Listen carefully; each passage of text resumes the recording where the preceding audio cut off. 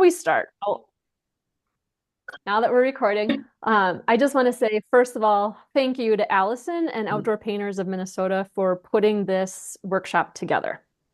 It was Allison's brainchild, it was her inspiration, and it was exactly the push I needed to learn how to do online classes and to learn all of this technology. And you know what they say, like, if you want to learn a subject, teach a subject. And so even though I have taught this before, it has just been this constant learning and evaluation. And you know, when you tell someone else what to do, and then you look at your own work and you're like, oh, I should do that too. That's really good advice. And so, you know, just having me come back to my own work and my own methods, and it has just been wonderful. And it's been great fun getting to know all of you too. And the back and forth in our conversations has been really delightful. So thank you, Allison. Thank you, Outdoor Painters of Minnesota. And thank you to everyone that has taken the class for pushing me. And hopefully you're getting a lot out of the class too. And also, you all deserve a pat on the back for making it to week 3. It's a big commitment, and I know I've given you a ton of homework to work on over the last couple weeks, and it's a lot to digest and take in. So you can all give yourselves a pat on the back for making it this far. So tonight, you got this in your email. So if you were able to print this either in color or black and white, that would be awesome. If you aren't able to print it, you'll want to be able to have it somewhere that you can see it. We'll have it on the whiteboard too. So if you don't have it, it's okay. We can work without it, but it's just handy to have. You will also want to have a ruler, a small one or a large one. Either one is fine. A pencil and an eraser. We're going to use some tools here tonight. And also all your questions. So we'll get back to some of those, and I'll see if I can fix the light on that. Any questions before we get started? Anything burning that everyone's like, make sure you touch on this thing this evening? If you have anything that you want to make sure we cover, feel free to pop into the chat. Allison will be paying attention to that. So if I don't notice right away, she can pipe in with the question. Otherwise, we're just going to start with a quick review of what we have done so far. So welcome to week 3.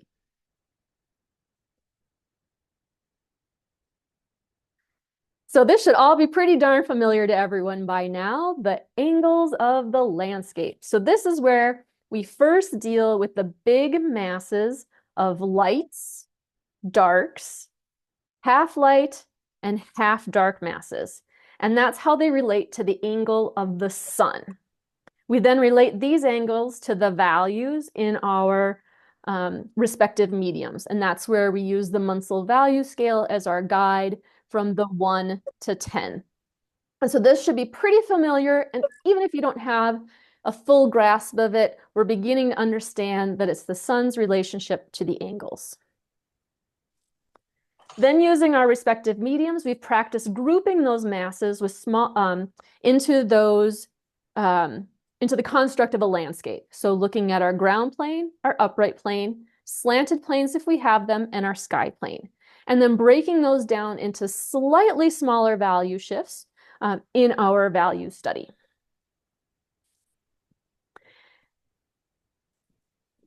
And then we looked at our understanding of the sky, knowing that it's a black void that's altered by atmosphere, and it's the passing of light through the atmosphere and that subsequent prism of light that is created in a range of chroma and in a range of values depending on the time of day, the night, the seasons, where we are within the planet.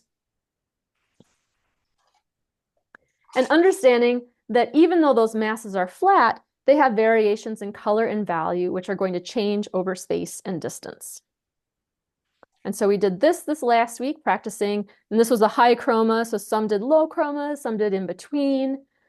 And then we applied all of that understanding of aerial perspective and gradation to our color studies.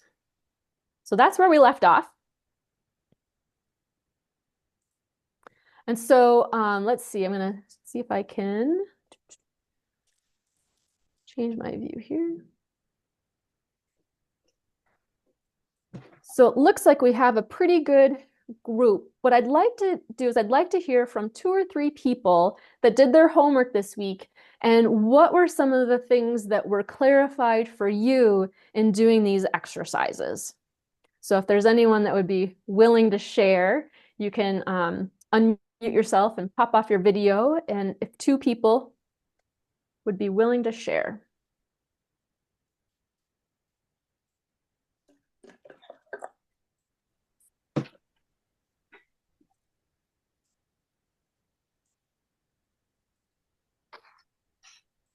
Betsy, is that you talking? So for some reason, you're still muted. We can't hear you. It's okay to unmute yourself while you're talking, and then you can remute when you're done.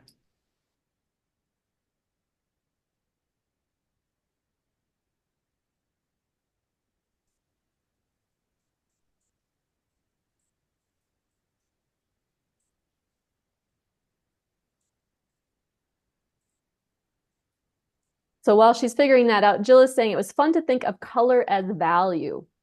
I'm curious how many people had challenges with that. Because I know that's one of the things that has been challenged. Yeah, you can turn your videos on and just raise your hand so you can see, right? So that is probably one of the things that has dogged me over the years is how do I get the value and how do I see value with color? Because the color plays tricks on our eyes. And as soon as we convert to grayscale, it's like, oh, that's where I messed up. But it's really hard to see that. And then we tend to do things too dark or too light, depending on if it's warm or cool.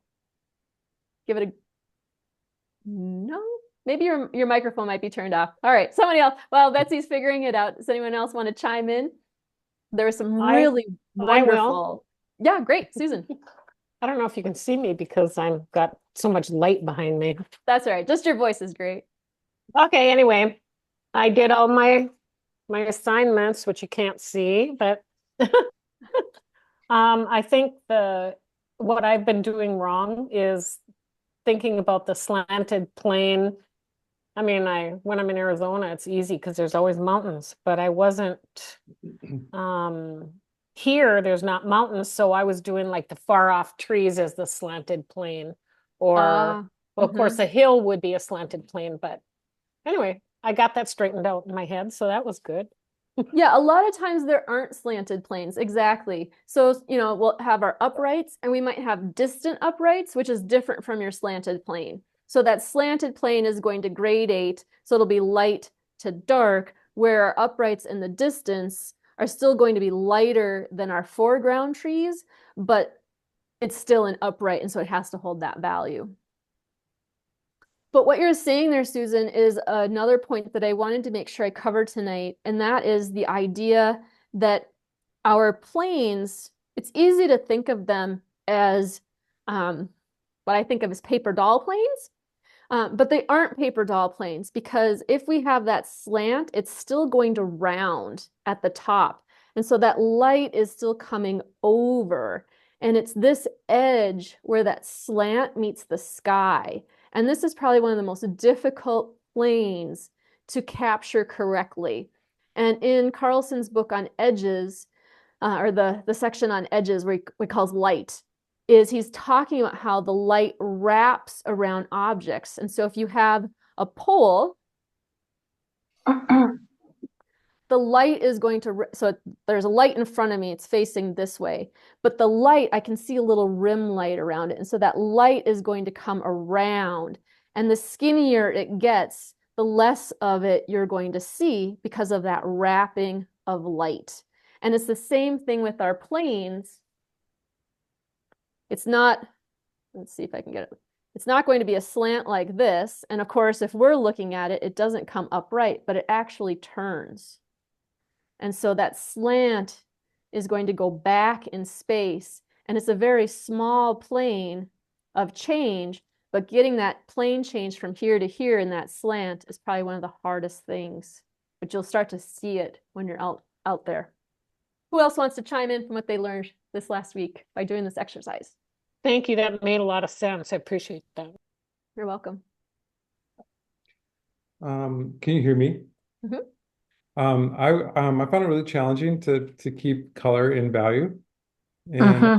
I ended up trying to actually painted the value it was supposed to be on the outside like a frame, so I could kind of match the color with the value that those four values that we had set up in the black and white study. And I thought that was really helpful for me to just keep on matching it up and staying in that, in within the value, which Mm-hmm. is really, nice. But That's a great idea to just have that value kind of sitting there along the edge. Is that what you're yeah, saying? So along the yeah, edge of your yeah, painting. yeah.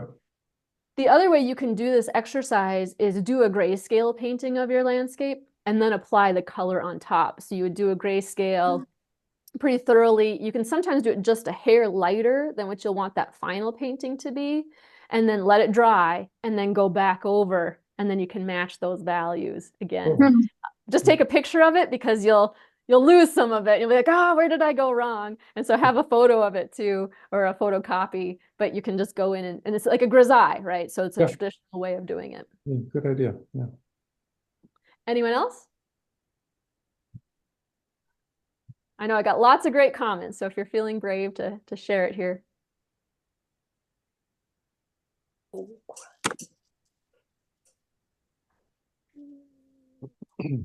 Jocelyn, think were you trying to something unmute? in the chat. What's that, Patricia? Betsy had something in the chat, a question in the chat.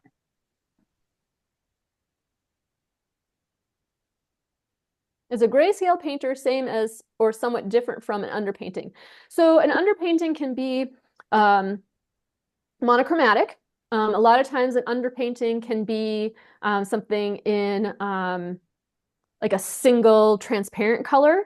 So if you can think of like a burnt sienna or a transparent oxide red, some people use shale, which is a Vasari color. So sometimes an underpainting is a monochromatic painting without any white, and then the grisaille uses white, so you have a full grayscale. So they're similar, but just slightly different. And sometimes with an underpainting, we'll let that color come through in the final painting, where in the grisaille, you're usually covering it all up, either with opaque paint or with glazes. Thanks, Patricia. This is Jocelyn. I found it really easy to muddy the sky, even though I have done that in the past and sometimes not. It just seemed like when I was mixing the different colors, and my photograph had a prism. It was a setting sun, but it was just easy to muddy it. And I don't know if you have any suggestions on how to not do that. So, couple suggestions. One is pre-mixing your colors with a palette knife using different brushes. So a lot of times, you don't see it in the background, but like for that particular one, like I'm not using my blue brush for my red brush. So I can use my blue, and as I'm going down that gradient into the yellowish green, I can use my brush for all of that, but then switch it out. And then from that yellow, you can go from that yellows into the reds, but then you might even need to switch it to get that pure red in that violet gray reddish area at the bottom. So you have three brushes now in your hand, and then you take your next brush, your fourth brush, which is a nice clean brush, and that's where you can do your edge work, and you're wiping that brush continuously. I think that's one of the things that is probably not done often enough is making a mark, wiping off the brush, making another mark. And if you need to get another clean brush, then you get another clean brush. But Even if you're using the same color? Say that again, Patricia? Would you be wiping the brush after every stroke, even if you're using the same color? It depends on where I'm at in that edge. Okay. Yeah, it just kind of depends. So, because a lot of times you'll start picking up paint. And so if you're starting to pick up the paint, you just got to wipe it off because you're just going to pick it up, wipe it off, pick it up. Yep. Okay, well, as you have other questions or if you have other comments that you want to make, just let us know. I don't know if we have a hand raise option in our choices, but you can always throw it in the chat and pipe in that way too. So this is where we left off, and now tonight we're going to talk about design, the main line and theme. So this is chapter 12 and chapter 4, I believe, in our guide. And in a lot of ways, this is really where we ought to begin the conversation, is around the main line and theme. But it's not the fun part, right? This isn't the getting our hands dirty with paint. This is the thinking part. And a lot of times we don't even know where to begin on this side of things, other than we've heard anecdotally, perhaps the rule of thirds, or we're copying somebody else's. So when we look to Carlson, he says, first, dispel the myth of style, voice, dashing in. We must know what we want to say, and creating art takes time. We all take time to learn to see, to develop our sense of color. Beauty of method comes of experience, and similarly cannot be forced. The difficulty of landscape painting lies in the fact that much study is required before the student can acquire enough accumulated knowledge to create. A picture does not rest on beauty alone. The beauty and subject matter with the unity of idea, that creates art. A picture may possess every attribute of good composition, decoratively speaking, and still not be significantly composed. A sketch is the truth, as you found them. The picture is an arrangement of these things as you wish them to be. Paint handling only comes with certainty of value, color, transitions, forms backed by soundness of construction for knowledge and intention. If students would only spend as much time arranging their motif, eliminating, sacrificing, moving as they do upon just the painting of the thing, the road to mastery would be much shortened. Art is the expressive putting together of parts into a beautiful whole, and not the parts themselves. The putting together must be done not alone with the desire to create a harmony between the parts, but the parts must be arranged in their order of importance to the idea of the whole, in their proper progression or sequence. The central idea is surrounded by auxiliaries, which always assist the eye to return refreshed to the central idea, and the eye escapes again into the auxiliaries for a brief instant in order to again ascend the scale toward aesthetic thrill. I love that, aesthetic thrill. Do not be afraid that too much labor over the composition is going to kill the spontaneity. Those who absorb and digest their experiences are, of a sudden, mountains of strength that can produce pictures with spontaneous start and finish. The beginner begins by copying nature, leaving nothing out, putting nothing in. It looks like the person or thing. Eventually, the artist begins to grasp the essentials and arranges them into a powerful and significant whole, and grasps the essence of the landscape, the float of the clouds, the weight of the ground, the growth and reach of trees, the wetness of water, the solidity of rock. Now I'm going to go through these backwards. Let's start here. And I'm going to state some of the things that he says in his book around the main line and theme. And then I'm going to demonstrate it in one of his images. Fundamentals become hidden away by the beauty they eventually support. Too much reality in a picture is always a disappointment to the imaginative soul. We love suggestion and not hard facts. Try to keep your most vital and saturated color or color harmonies somewhere near the center of your design. Try to keep your most interesting or moving forms or lines near the center. And by center, he means away from the edge, away from the frame of the picture. Try to keep your greatest contrast of dark and light, regardless of color, somewhere inside your design. And by that, he means next to each other, right? Like right, butted right up next to each other. He means your greatest contrast of dark and light. So yes, they're going to be near one another. Mm-hmm. So it could be your light, could be your sky, could be water, could be a number of things. Where any sequence of similar or regular forms occur, arrange them in a way to diminish the size toward the inside of your canvas, strengthening the depth. When detail is added to your masses, keep it suppressed in the outer masses. Do not leave it out.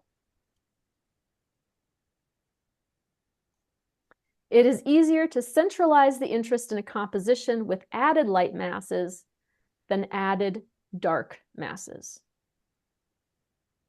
I'm going to say that one again because I think that's really a tough one. It is easier to centralize the interest in a composition with added light masses than added dark masses. Arrange the lines of your, we'll come back to that. Arrange your the lines of your prominent masses in such a way as to point inward toward the center of your picture, but not too much.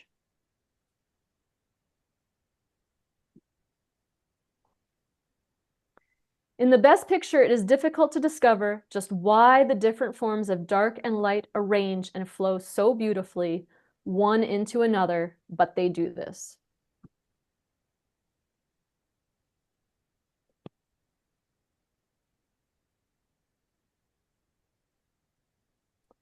All right, so hopefully this next one will work.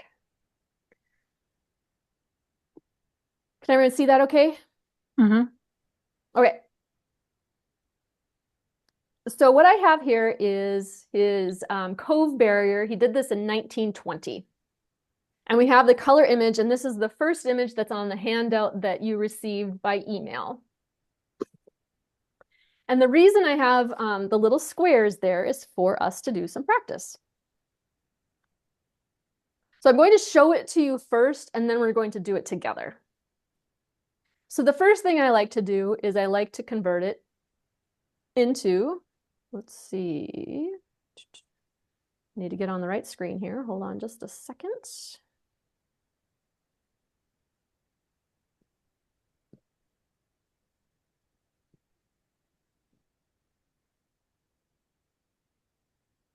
All right, I think hopefully this, let me know if you don't see anything happening right now. Did you see that convert to grayscale?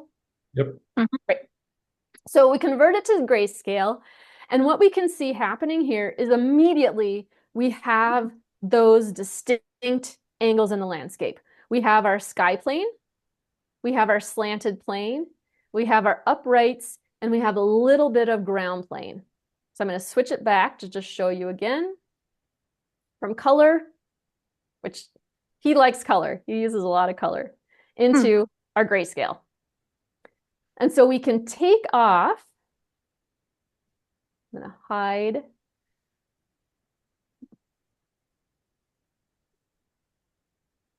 So here we have our first mass, which is the ground plane.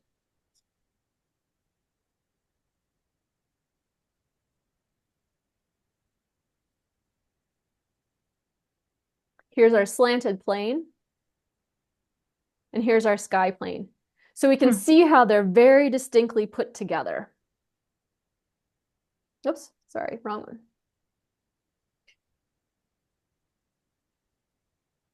And if we make a simple X across this, we can then make a simple cross to find the center. So right here in the center, this is the middle of our picture plane, and I'm going to just convert it back to color so we can see. We can see that his greatest color is right here in this area. And then we can, the circles are hard, we can just put a diamond. And so this is giving us the center of our picture. So we don't want anything really strongly over here. We can have an object on the side. And notice how this is just creating this nice little swing and an arc, and it just brings you right back in. This little tree brings you right up to this ridge, and it comes back around.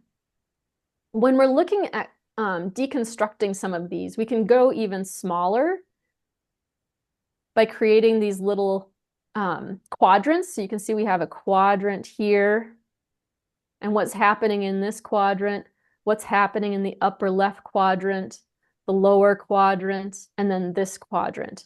So there's something happening in each and every one of these. And then you can see where these little intersections are. Those are really close to the rule of thirds. And so what is happening at each of those points in the composition? And so we'll just go back to our... So this is where, so great question. Wouldn't the slanted plane be lighter at the top? So it's a pretty cloudy day, and we have some upright planes that are happening here, and is this in shadow? So you can see down here how it's a little bit darker, and then it does get lighter here. And then Where is the here that you're pointing to? I can't see it. you can't see my cursor. Let's see if I can. Nope. It's very, very tiny on my cell phone. Oh, so below this dot, this upper left dot, as we come down, we can see the sloping plane that is lighter and goes into the darker as it comes down. And it's very subtle. In this piece, it's very subtle. Some of the pieces are going to be much stronger in a gradient, and others are going to be less so. So it depends on what is your main line and theme. What are we trying to accomplish in the painting that we're creating? So I'm just going to hide all of these so that we can see the image again. But when we go back to that grayscale, see how it just all folds up.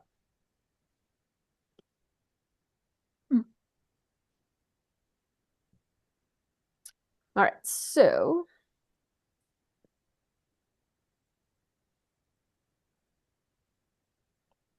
questions on that?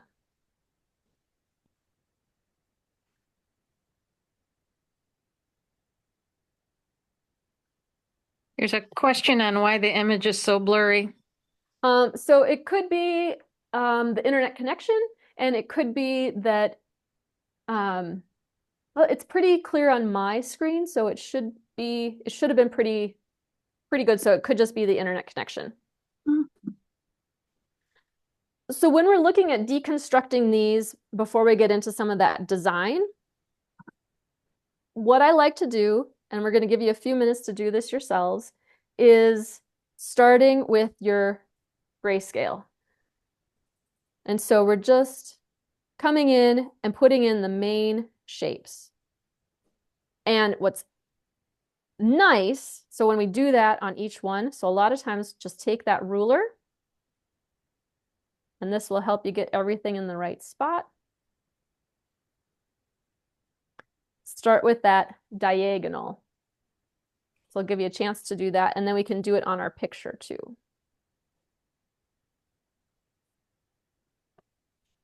And it's a little harder to see it on the color version, but it'll help us to find our center.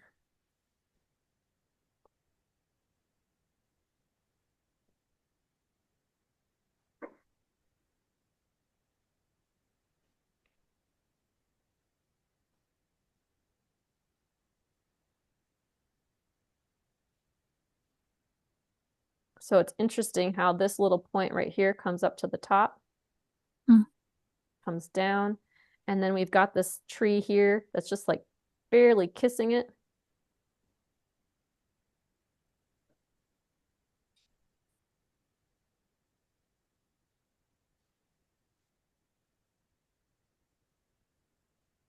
And this little break right here comes up.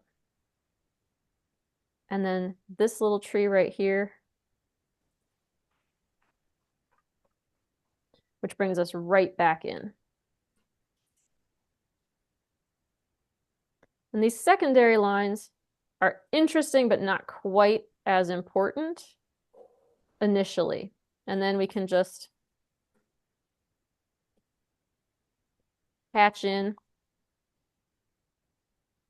all those darks.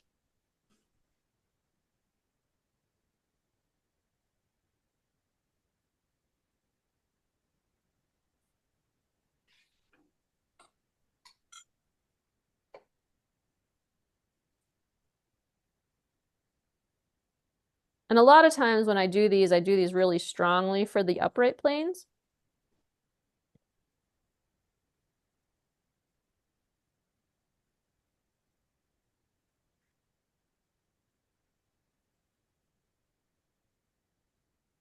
So I can really see how he's using his masses together. And this is in shadow, so it's pretty dark. Because he doesn't really want us looking at that area, right? Like this is just designed to lead us in. I'll switch back over here.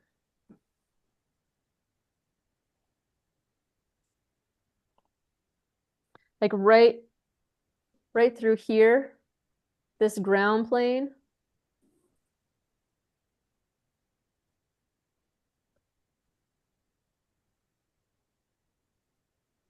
See, I'm not super great at Photoshop, so I'm not even gonna try to do that. No, never mind. So right down in this area here at the bottom, he's using that as a way to lead us in, but then everything is circling around. And all coming back to the main line and theme. And so when we're thinking about this, like what is he designing for? What is that main idea? What is he trying to create for us? Because the parts are arranged in the order of importance of the idea to the whole. And so what are the secondary components and what is the primary component?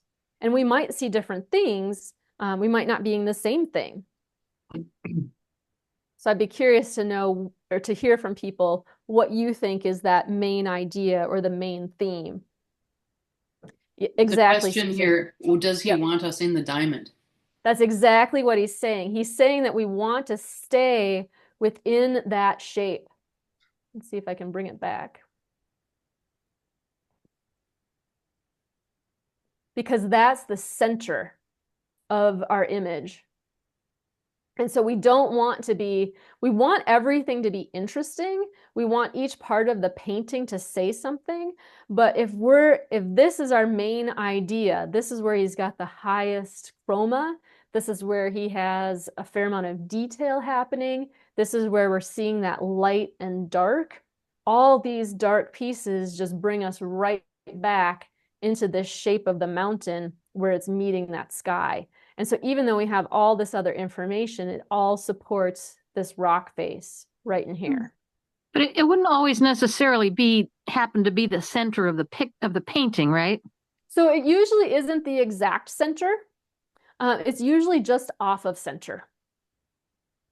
So this one looks pretty as dead center to me. It's just off. It's just off. And when you look at master paintings over and over again, almost always it's just off of center. The highest highlight is going to be just off of center. The brightest is going to be just off of center. It's amazing how when you look at the master paintings, that is always just off of center. It's incredible. So if we look at our second one on our worksheet, I'm going to give you a couple of minutes to look at our second one and see how we can do the exact same thing, where we can go in and find our center.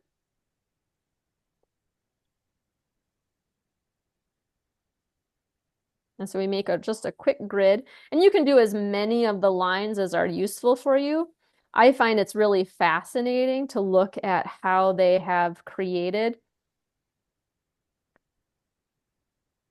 their compositions and designs, and they look so complicated when you're looking at them, but then as you start to break them down, you realize that it's all just these simple masses. You've got your ground plane, you've got your uprights, and in his case, we have this beautiful slanted plane, and then we have the sky. And it's really interesting how he's brought this tree right here on the left So it kind of blocks us from going out that side. And yet we swoop around. This area is a little bit darker right here. And so it brings us right back in into this, I don't know, couloir or whatever you'd call this little area of the mountain, because he's really bringing us into the picture plane so that we're coming right into this area. All of this is supporting that same idea. These shapes are bringing us right back in.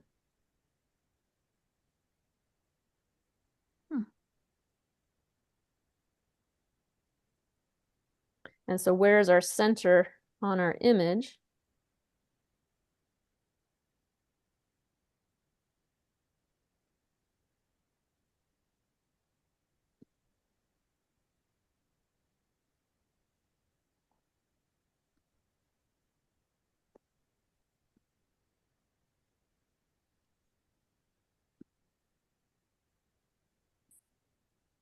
And this is why I do the grid, because my eyes always like to play tricks on me.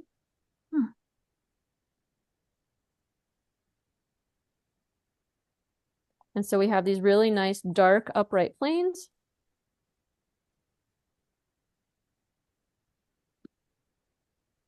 And we've got some nice dark accents happening in here. And then we've got this nice little shape. And then we've got these beautiful shapes in the mountains as well. And we don't know, right? We don't know what this actually looked like. It'd be interesting to go to this place and say, well, was this as composed as he's making it seem? You know, who knows what it actually looked like? We can't possibly know unless we went to that location to see it. And wouldn't that be interesting? But he encourages us not to be slavish about following the original composition, right? I think he says the beginner paints everything that's in front of them and nothing that's not. And then I could tell that wasn't a good thing. That's correct. Exactly. We don't want to be slavish copies to what's in front of us. And that's exactly what happens. And, you know, how many times do we say, well, it was there. Well, it was there. Well, it was there, but that's how it was. And what he's saying is like, well, that might be how it was, but does it work for making a picture? And one of the questions that he often asks, or one of the things that he says, is that if it isn't the right mood for the painting, then come back another day. You know, don't make something out of nothing. If it needs to be a moody day, then go back on a day when it's moody. And I think that's one of the really interesting things about thinking about landscape painting and design is we are going out and we're searching for a motif. And how do we make what's in front of us work for a picture? Because that's what we're creating, is we're creating a painting. And a lot of times there's deadfall, there are rocks, or there's a lack of rocks, or the tree isn't quite in the right spot, or the height isn't quite right, or well, it really was that color. But we need to be able to create space within our picture plane. That's where we have that aerial perspective. We need overlapping shapes.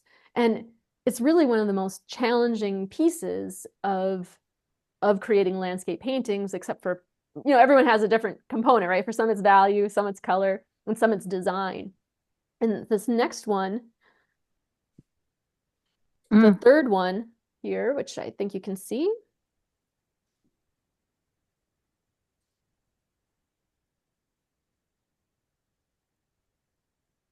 There we go. I'm just going to convert this to grayscale.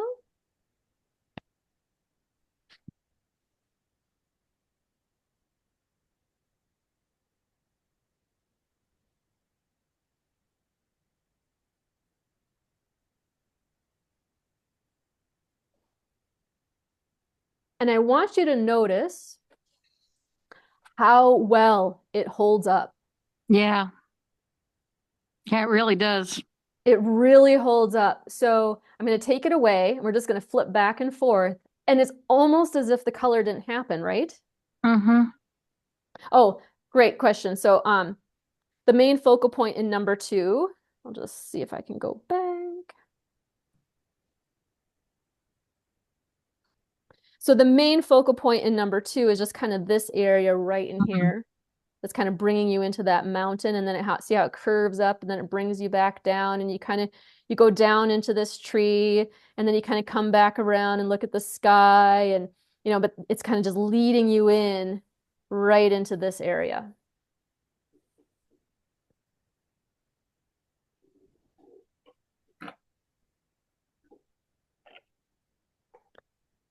And so the question is, how do we use this for plein air painting? And that's exactly what we're about to get to. But first, I want to spend just another minute on this piece.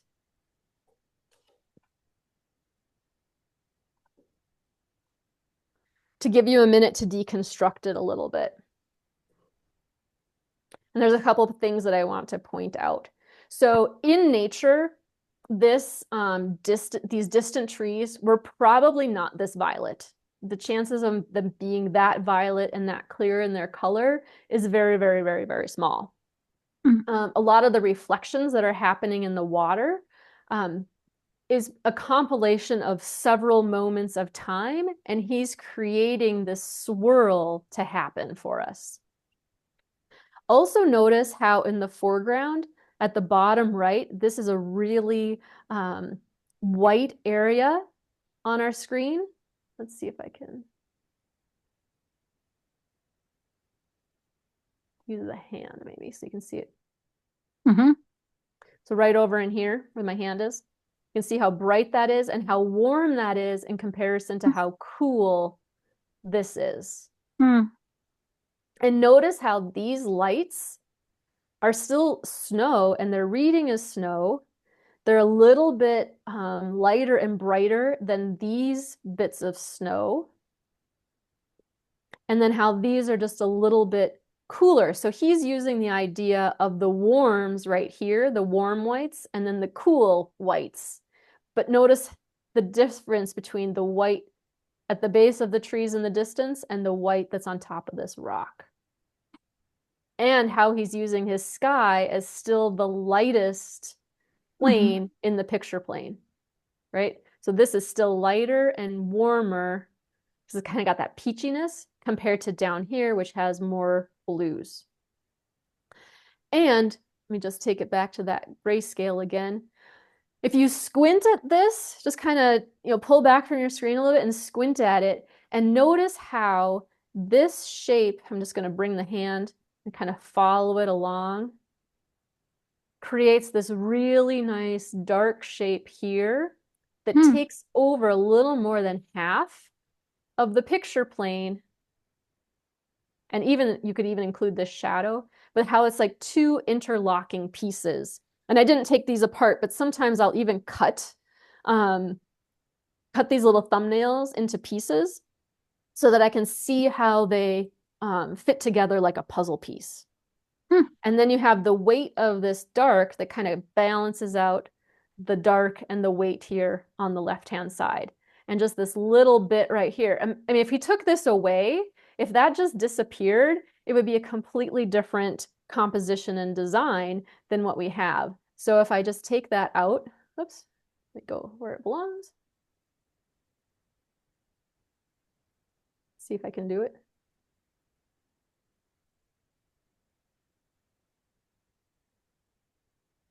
Yeah.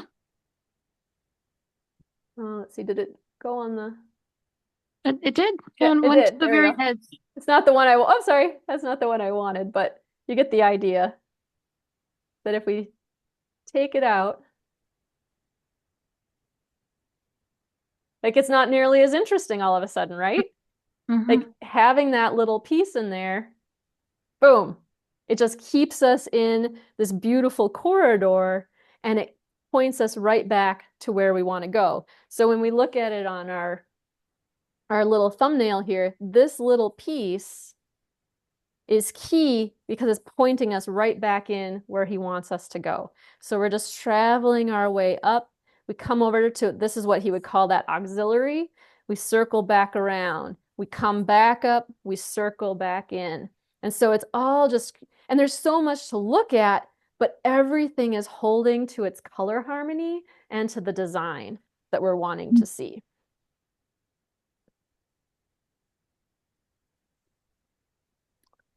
other questions on that? I know for some of you that's probably really new, and some of you are like, oh yeah, we've done 1,000 of these. So how do we work with that? What do we do with that? Well, I'm glad you asked.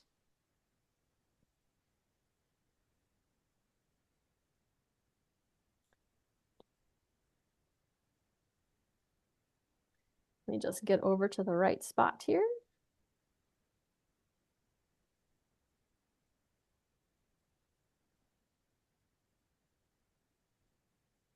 So if we head back out into the field, and here we are looking at this amazing picture. I'll blow it up so everyone can see. So this is the reference that I took the other day. And some of you were like, well, I wouldn't even think to do this. I wouldn't even, I didn't even realize that that could be a painting. And some of you are like, oh yeah, I know exactly what I would do with that. I can see it right now. Well, the first question we want to ask ourselves is, what is the main idea? What about this scene am I interested in? Why do I even care?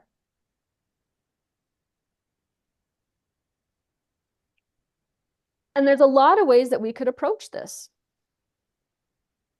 So this is a standard 5x4, which is equivalent to your 8x10. And so if I decided that this is the aspect ratio that I'm interested in, I can decide maybe I want this to be about the tree. Maybe it's all about. But you've got a really horizontal picture, so wouldn't you have to compress it a lot to fit it into an 8x10 aspect? So all I'm doing is I'm picking out the part that is interesting to me. So Okay. these are the grasses. This is this beautiful white pine. Maybe I want some supporting trees in here. Do I want to accentuate this distant uprights? Do I want this coming in over here? Do I need something happening? Do I need a big rock or something to help me come in? Right? And so when I'm looking at that, I'm thinking, well, number one, what is this about? What am I even trying to accomplish? And that's what he's asking us. What is the main line and theme? It could be that I'm not really interested in that tree. It looks really hard and complicated, but boy, oh, that sky was just so beautiful this morning. And so I can bring in these shadow shapes that are on the ground, but it's really all about these gauzy clouds. And so I can make it all about the sky. And maybe I don't even want that tree in there. Maybe I just want this nice big dark tree because I like how it's in the shade of that. But it's actually all about the sky. So how can I use this composition to bring myself back in to here? And if it's about the tree, right? Like, how do I get myself to come back in here? Do I need to move the tree over? Do I need those shadow shapes to help point at the tree? Or alternatively, it could be about the shadow shapes. Maybe I'm not that interested in the sky or the tree, but it's all about the snow.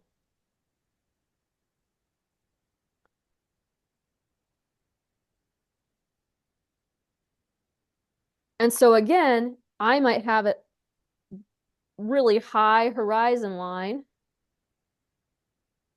Maybe I have that back plane. Maybe I have some trees going off, but maybe it's just all about those shadow shapes coming in. And maybe there's something I can pull in to make it even more interesting.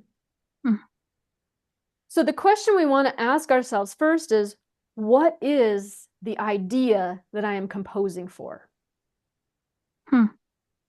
What is the idea I'm composing for? And then what he calls the auxiliaries. I don't know, I think auxiliaries. So the secondaries. What is second to this composition? So what's the primary? How can I get it somewhere in the middle, because, you know, like a lot of times you'll see somebody and they have this, you know, just this, you know, thing happening off to the side. And they're like, oh, I was really interested in the tree. And yet it's all about water and sky. And they're like, oh no, that tree was so interesting. And it's like, well, why is it way over there? Like, how do we get the tree as the main focal point of what we're doing? Or a lot of times what happens is we go outside and we think, I have to get everything in here, even though it maybe isn't that interesting when I have the whole thing. So what is the main idea?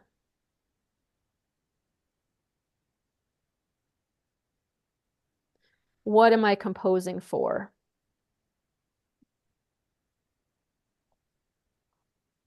And then what are the secondaries?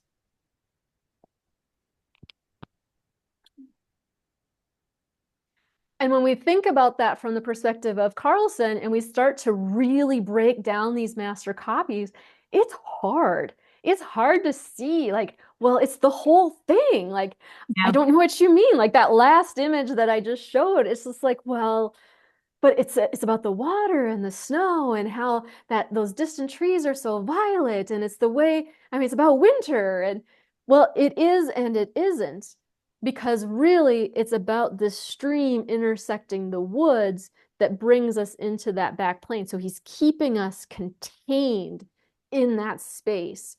And so the primary is right there, you know, right around that center. And different people are going to see different things. We all see color a little bit differently, and certain subject matter will speak to us a little bit differently, but everything being arranged to support the main idea. So when we go outside, there's a way that we can use our thumbnails in the composition and design process to think about, well, what is it about? Is it about this big grouping of trees? Is it about the pathway that takes me back to this smaller group of trees? Compositionally, depending on the aspect ratio I'm using, it's going to, you know, include more information. Is it about this tree right here? Is it about this space right here? Do I just want a couple of trees? Do I need to balance out those trees? And then what is going to speak to that design the best? You know, so do we want more of that tunnel that he created with his stream? Do we want to focus in on something? Do we want to have more of these groupings of masses to bring us in? And thinking about the light and the shadow and the planes, and how do our darks and lights support the entire composition, and where is it bringing us? Because we want the center of our attention to be right in here. And so notice how the branches then are created in a way that keeps us moving through and around.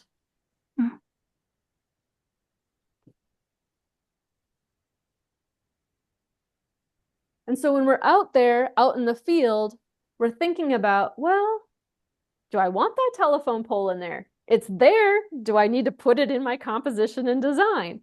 Sometimes it's really helpful, and sometimes it isn't. And a lot of times it's easy to start with what I think of as the everything composition, where you put everything into your picture plane, and then you say, but what's important to me? What do I care about in this composition and design? Is it about the way this bush interacts with the water? Is it, and we don't have any color, right? These are just values. So is there something color happening that's much more interesting? And so then we can begin to arrange, and how does that composition support the main idea and theme? And Tim is right. Nobody's going to know what you leave out. They are not going to go and check on you. That's right. You know, but it's really hard when we're out there because there's so much happening. And a lot of times there's 5 paintings in that one scene. And so we can zoom in, we can zoom out, we can accentuate the trees over the mountains. We can accentuate the water. We can accentuate the ground plane. We can accentuate the perspective.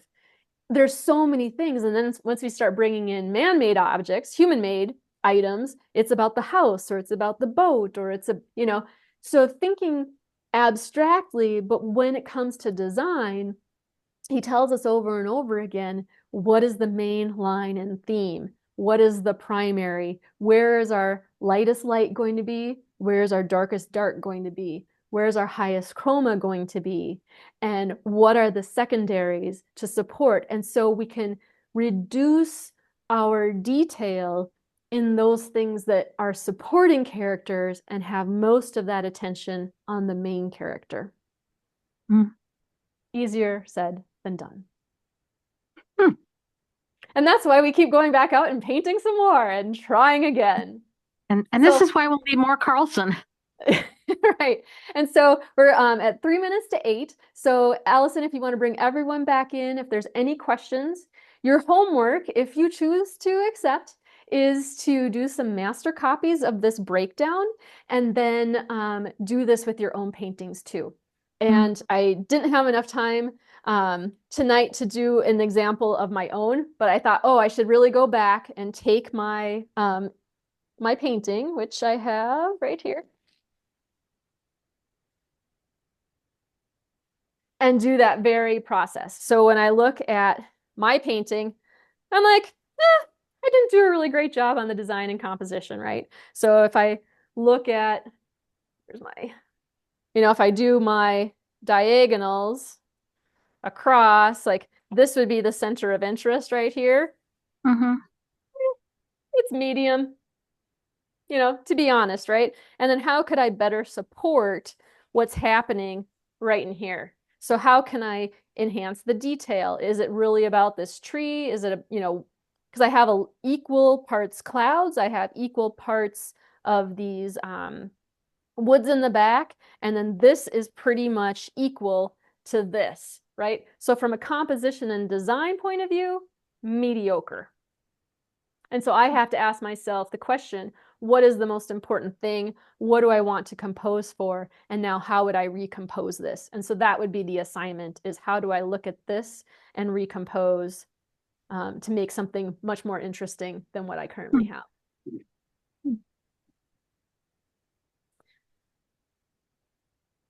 Betsy's asking, in page 51 of the book, he shows 5 possible compositions based on one scene, that house. Do you have any tips for how to avoid the dreaded diagram on 16? Right? Like, how many times have we done that one? What is it? So we'll show it to you real quick here. I've got my book.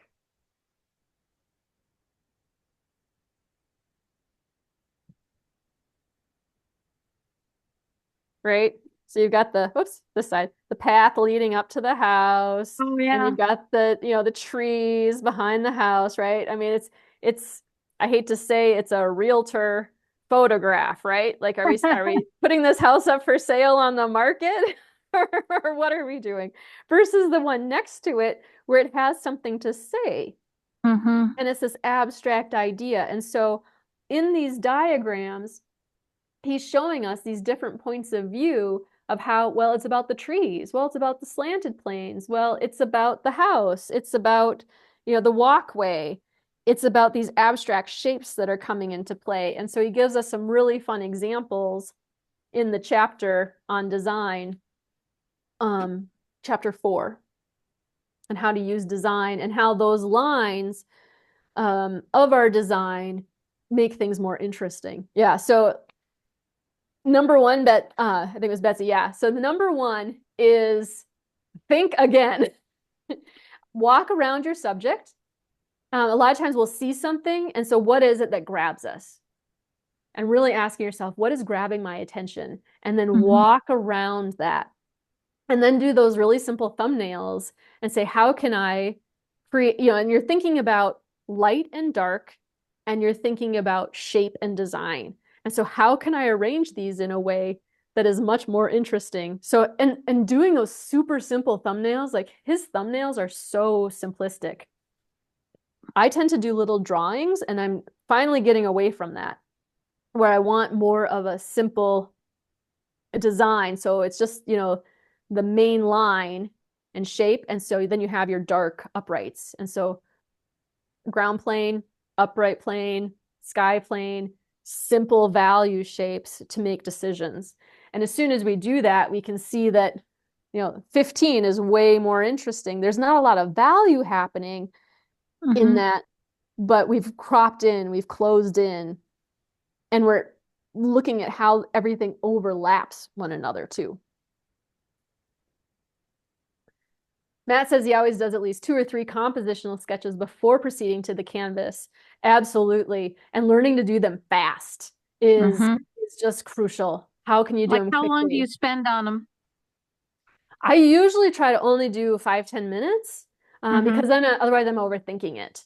And being sloppy with them. So like the ones I showed you on the whiteboard tonight, those were a little bit more thought-filled because I'm thinking much more about the drawing rather than just the design. But Matt's saying, yeah, 5 minutes is more than enough to think about how those big shapes. And then some of the best advice I ever heard was that my first idea is usually not my best idea.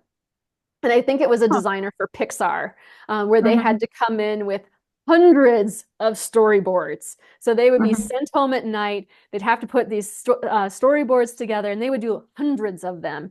And they would come back and, you're kind of punch drunk, I think I don't know if that's a phrase we still use anymore, where you're overtired and over caffeinated and you just start coming up with wild and crazy ideas because you have to come up with something, right? And so these crazy ideas start happening, and those are usually the more interesting ideas. And granted, Hollywood has a lot more latitude than we do.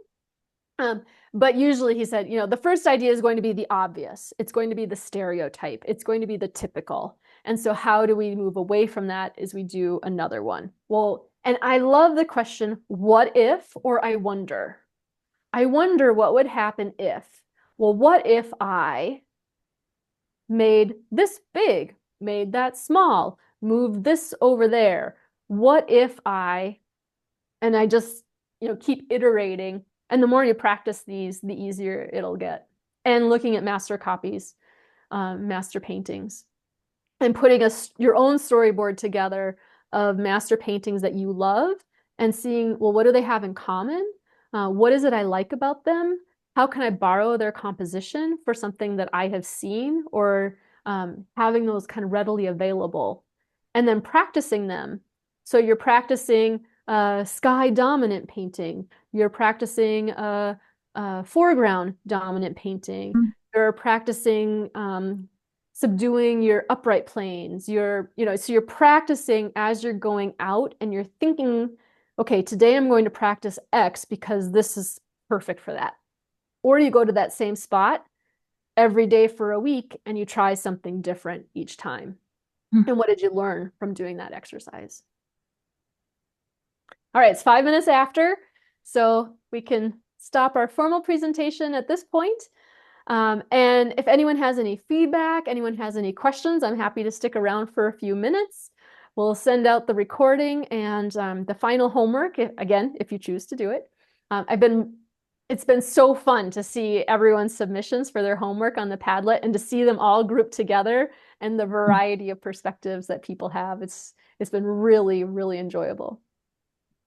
Nelia, It's been a great class, Nelia. Yeah, it's been great. Nelia, I have a question. Did you say that the focal point usually has the darkest dark and the lightest light next to it, or is that true? I wasn't sure. A lot of times you'll find that it's the darkest dark and the lightest light, as well as the highest chroma. And they may not be right next to each other. Usually they are, but sometimes not. But usually you're going to see them right in that kind of that main focal area. Thank you. Yep. I'm curious if anybody else has favorite quotes or questions about particular things that Carlson says. He's really opinionated in sometimes funny ways. And for example, on the bottom of page 12 in the left column, he says, many students become expert in dashing things in. Well, they still have little or nothing to do with nothing to do the dashing with. Let us therefore at the very start understand that painting is not a trick of the wrist, nor does it depend upon certain kinds of brushes.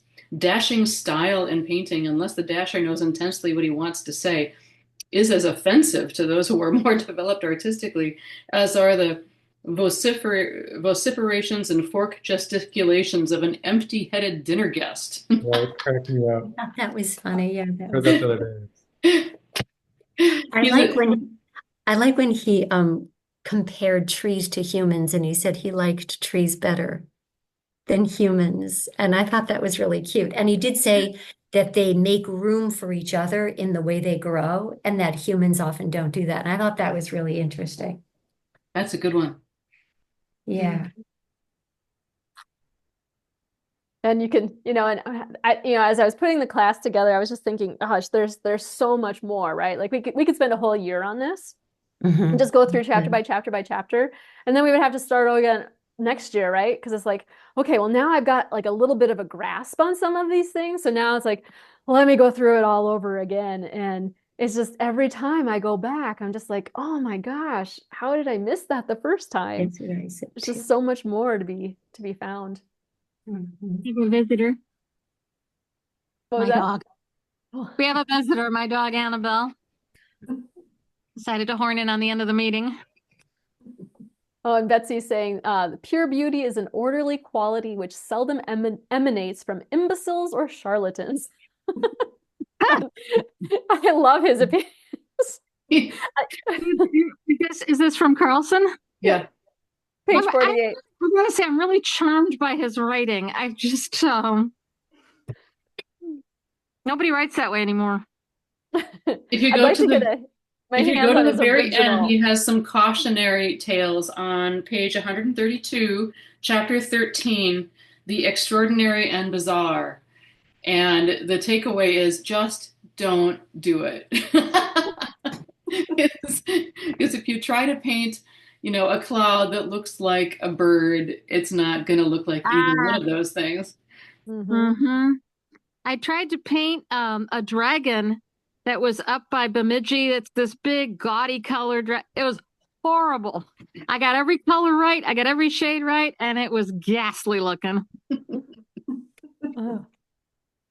Well, it's funny because I just saw a painting the other day. It was so beautifully done. And it was clearly an iconic rock, but I kept seeing a mouth in the rock.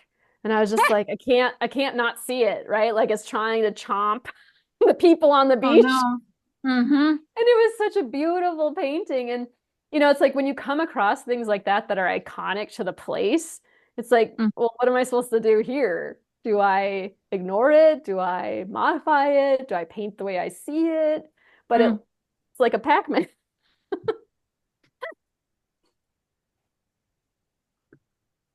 I'm kind of curious to know, like, how do all of you ladies feel about all the references to what a man does and when a man does this and he likes to paint this way and when he does that, da da da. Does that affect you in terms of how do you feel about that? I don't like it. It's dated, There was very much a way of seeing the world. But what I find ironic is that ladies were taught to paint as a ladylike, cultured pastime. So it really is anachronistic, but also hypocritical, because there was a high premium on women who knew how to paint. That was considered to be a highly cultured thing, like playing the piano or learning to sing. And she had a voice like a bird, and she knew how to play piano, and she could paint beautiful pictures. Don't forget sewing and embroidery. I just feel it. I feel it's a part of history. It doesn't really bother me. But I think it's the reason that a lot of women signed their last name, never put their first name on the paintings, and maybe to get some notoriety, but it was all not noticed by anybody if it was a female. That's unfortunate. I believe that all the really, I think the really famous painters had women that just finished their paintings at night. Just like Shakespeare. I don't believe it was one person. And I know that that's been refuted, but I just can't look at a Botticelli and say that a woman didn't have a part in those. You know what I mean? So, They're just too beautiful.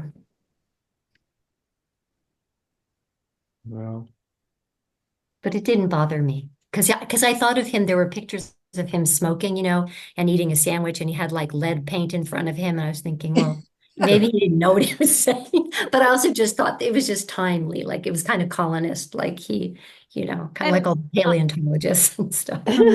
I think too that if someone said that today, off with their head. Just saying. I would hope. Yeah, I'm curious to know, like, so now that, through these 3 weeks, obviously you haven't had a chance to practice the composition design or really kind of think about this part of it, but what are some of the things that you feel like you can implement into your plein air practice now? What are some of the pieces, like either from reading or from the exercises or just seeing what other people are doing that you're like, oh, like a light bulb moment or something new that you're like, aha. Well, I can say that, I like the simplification of breaking it down to 4 values. It's a Yeah. really, I mean, just to take what's really overwhelmingly complex in front of you and take it down to that level and just as a place to start. I think that'd be really, it's gonna be interesting to give that a shot, when I get out there in the field. Mhm. Yeah, I think I was really intrigued by the breakdown that you did of that one long photo and realizing that could be 4 or 5 completely different paintings, depending on whether it would not have occurred to me readily to do that. But I think that is one thing I'm absolutely going to apply going forward. Great. Susan, what were you going to say? You just muted yourself. There you go. I really appreciate the understanding of the sky. Is I really like skies but they're kind of a scary thing to think about. But the understanding of the atmosphere and doing that chroma study, I think, is really interesting. I tried it with a couple of different kinds of palettes because I kept thinking I wanted to get closer to yours, but then I reread and you said, well, you could have a different palette, and then I relaxed. But I think really rereading today and understanding how the atmosphere acts on what you see, but also how absolutely amazing it is to even have an atmosphere. The comparison he does to the egg and the shell of the egg in our atmosphere only being that tiny bit in the whole universe to actually have an atmosphere is just gives me chills. But that I really, really loved understanding the sky and the chroma. And even in the painting that I did, that was the North Shore, it was early in the morning, so it was coming in. Wasn't quite sure how to do that, but I used it because I didn't get to the class last week and I watched some of it, but not all of it. And I think you were going to talk about how flipping that on its side is also a way. Yep. Yeah, because it's a ball, right? So it's a ball of light. And so we have to think of it as coming out from that ball. And so depending on where the ball is in the sky, you'll have an arc. Hmm. And and then the skies that I did are exaggerated, so normally you're never at sunset or sunrise, you can see those really brilliant colors, but like even that blue sky gradient, like I exaggerated it a little bit so that you could see a little bit better, like from the yellowish to the greenish to the more blue to the more blue violet. But yeah, and that's where it's so fun to go back out and just watch. It's like, oh, what's happening here? Oh, wait, oh, and like you were saying, like the fact that we even have an atmosphere, that we have this planet that we're on, and like I don't know how many times I just look out my window and I'm just like, I'm busy watching the sunset right now. I can't talk to you, you know, because it's like, oh, what did it do to the clouds there? Oh, wait, how dark? Oh, wait, what's happened? And it's always just a little bit different. And sometimes you see a sky and you're like, if I painted that, nobody would believe me. Yeah. Sunsets are tricky that way too. Yeah, other takeaways? This is Jocelyn. I was just amazed at looking at, like, I had a photograph from up in Bearskin in northern Minnesota, and to see the actual prism, and then to realize how very light it was. Like I was saying, it was hard for me to not get it muddy, but it was so beautiful to see. I couldn't really understand how I could imbue that with the luminosity that it actually had, and it really was the different colors. It just was really interesting. I found that fascinating because there was this like inherent light in it that wasn't in the snow, but it was so much in the sky. That was so fascinating. Nice. Yeah, I think luminosity is something that really I struggle with. It's really hard to achieve that. You can get the hue right, but that luminous glow, that's really tough. Yep. Yeah, we didn't even get to, broken color or the variations of warms and cools within that same value. We didn't get to, so many pieces, right? So it's like we're just covering some of those basic components and all the different tricks of the different mediums to get what we're looking for in the techniques. See, this is why you need to do part 2, Nelia. I have a technical question. To upload your stuff to the Padlet, I really had a difficult time with that. In fact, I don't think any of my stuff uploaded. I think I sent it to you instead. Can you give out instructions as to how you do that? So when you go onto it, there's a little plus in the bottom right corner or in the bottom center. And you just click on the little plus, and then it'll pop up with some icons. And I think it's the first icon that's a picture. And then you can either drag and drop, or you can go and select the file. Are you talking about a Mac or a Windows computer? No, the Padlet was the website to upload your examples. Okay. Yep. And so it should just be, because you should be able to do it anonymously. You don't need to log in or anything unless you want to comment or have it be your name. So you should be able to I would type in that address, and it would say it's not a valid address. So I'm not, and I typed it in several times. So I just maybe give out instructions next time as to how to do that. Well, I'll resend the URL when I do this final homework too. Okay. So maybe there was just a mistake in the URL or something. Yeah. And it should be, you should be able to click on the URL and it should be able to take you right there. So you shouldn't have to type it. Okay. Be able to just click on it. Are you guys saying there's a way to view everybody's homework? Is that what you're saying? Yeah. Yes? Oh. I did my homework, by the way, too. Yes, and I did see it come through. I just didn't have time. Yep. I guess I didn't know that. Yep. So the Padlet, I'll pull it up and see if I can show you. My internet's going to be slow because we're on Zoom, but do you still want us to put stuff in there? Or so I was going to make one for week 3 because it was kind of like, well, why not? It would be fun to see what everybody did. And I think it's fun. So let me see if I can do display capture. Oops, cancel.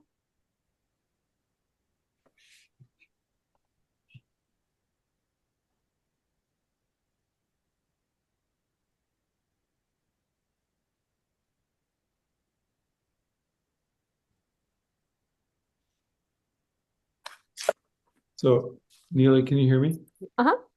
So the email you sent today, is there a way to access that from that email? Not the one I sent today. Can you see this now? What I'm showing you? The Padlet? So this is week 2. Yep.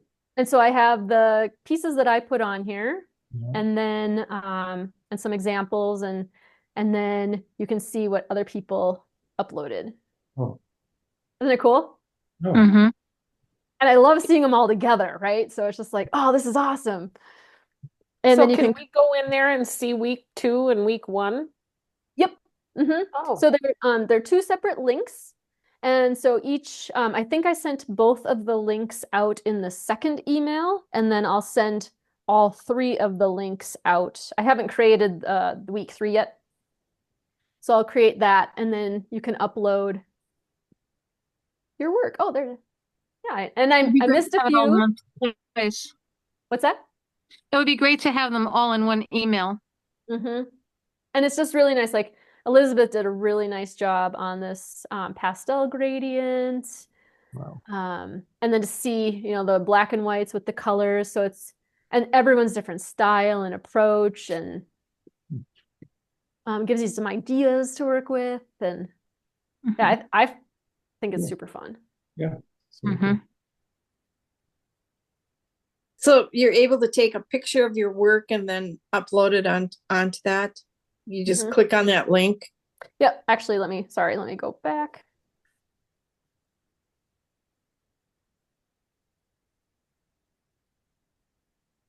So right here, if I click on that, and then I can upload.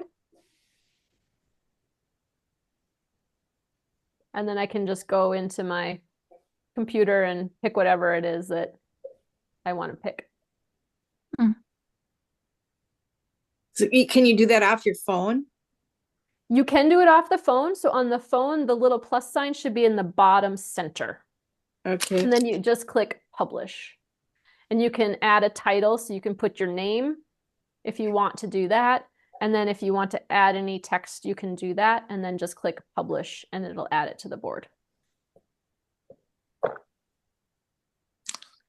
So then you can go into your photos on your phone and pick out 1 or 2 or whatever, and then do that. Okay. Yep. And if you want to, I know how to do that on an email. It's just I just couldn't transfer it to. Yep. And if you want them all to be on the same picture, then you have to take a picture of them all together. That's okay. Otherwise, you have to upload individually, and that's kind of a pain. It won't create a board for you. So, okay.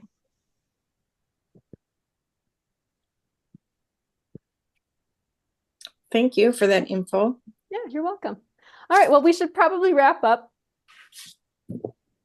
even though I love all this stuff. But thanks again, Allison. Really appreciate I'll stop it. recording now. And thank you all for being willing to do this first time experiment, which I think is just a great success. So thank you all.